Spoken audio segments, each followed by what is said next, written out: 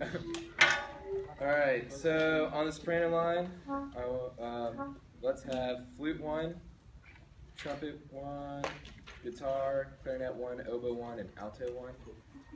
On the alto line, let's have clarinet 2 and 3, oboe 2, alto 2, tenor sax, trumpet 2 and 3, horn, and then tenor line, bassoon, trombone 1 and 2, and then bass, clarinet, and tuba. Gonna need the bass to bring it out a little more, a little top heavy feeling. So yeah, cool. All right, everybody got that? Or did I leave anybody out? Cool.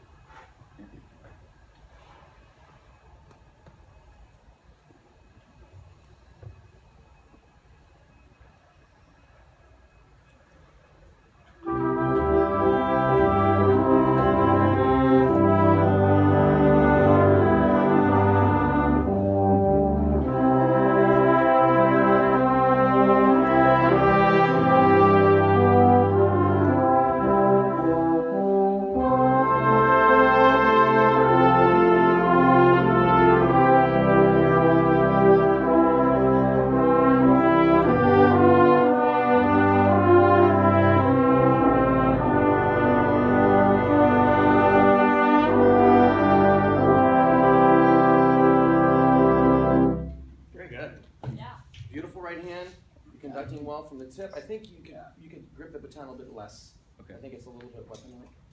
Because I see a little bit of vibrato Yeah. in the travel. Okay. Beautiful left hand. You're living in the future by showing something that you want to hear, but you're not responding when they're not giving it to you. That's what we need to work on. Right. Okay. You're following them, they're following you, so the tempo keeps getting slower and slower. So be a little Energizer Bunny in there. Keep going. All right. Okay, let's try it again. Affect more change through your gesture. Tip down. Tips together. There you go. Your left hand, look how inviting your left hand looks. You're already telling them to be quiet. Hold their tone in your left hand. Okay. Hold their tone. It's slipping out of your fingers. Oh, okay. Okay. Got you. All right. So,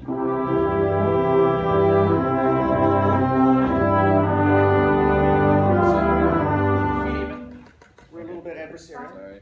No, sorry. That's why you're in the class, right? Right. Okay. So the left hand is really nice. Now the thumb doesn't bother me. Some people teach the thumb in, but for me, that feels tight. So do what feels good to you. But that was more. Make sure your tips are together so they start right together. Okay. So we kind of have a triangle between the tips and the eyes. Okay. Let's try it again.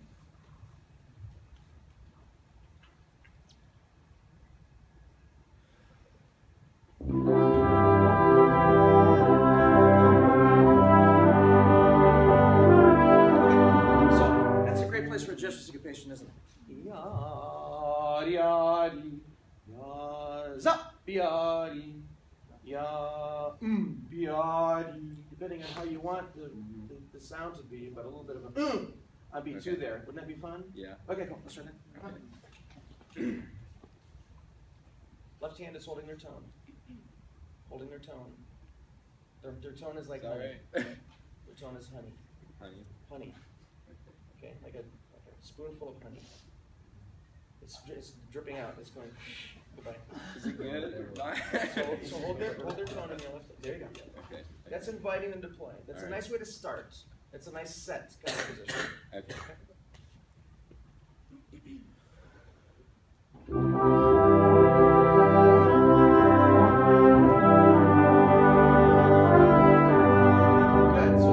So that worked well with one trumpet. We're going with one trumpet now. Did you notice what he did on beat 1 in that measure? Yeah, you accented 1, and you thought, oh, it's on 2, and then you accented it again. Yeah. So what you want to do is de-emphasize 1, dia-di, and then you'll have the energy where you want it to be. Let's just start in that measure. Is it 4, whatever it is? 2, okay.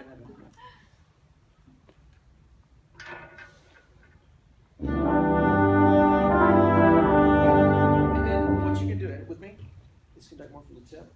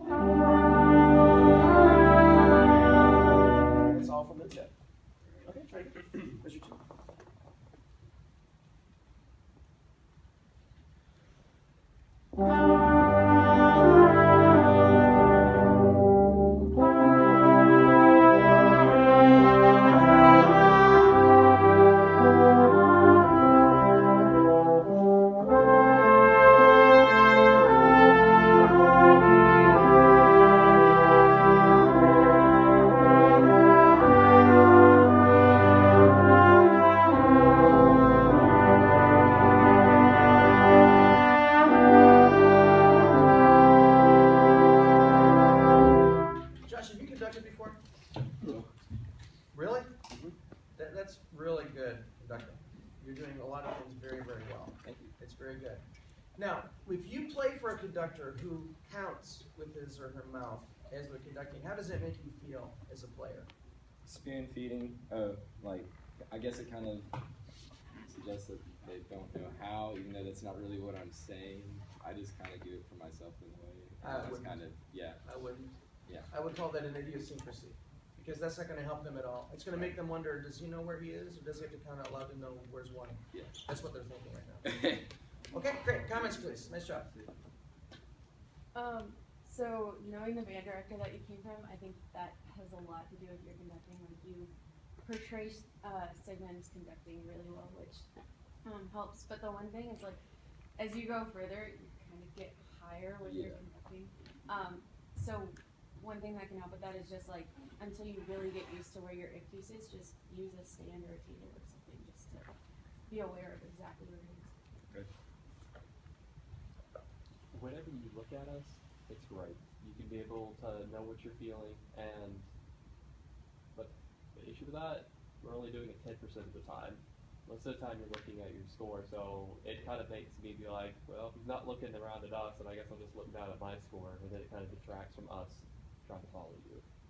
Okay.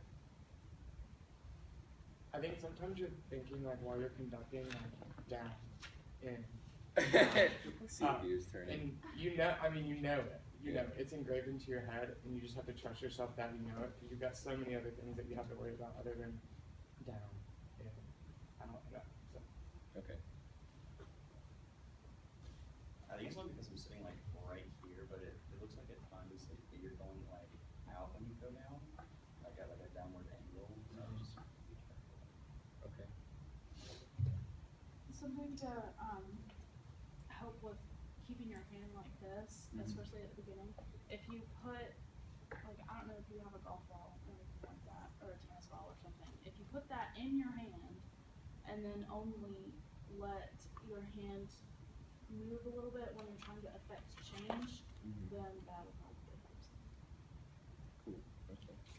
Actually, I'm thinking about that comment. That's actually very, very tennis ball. Tennis ball. Not a golf ball, because if you have a golf ball, you'll grip the golf ball. But if you have a tennis ball, that's a brilliant comment. I've never thought about that before. We'll add that to the first class. I'll add that to the first class next time. Okay? Thank you very much. Nice job. One more? Okay, Sorry. The thing I really liked at the very beginning, you just kind of gave us a moment to think about it, to prepare, whereas most people don't do that, so thank you for that. That was nice to allow us to just kind of sink in and be like, oh look, here's where we're starting, and you gave us the momentary pause. Thanks. Great.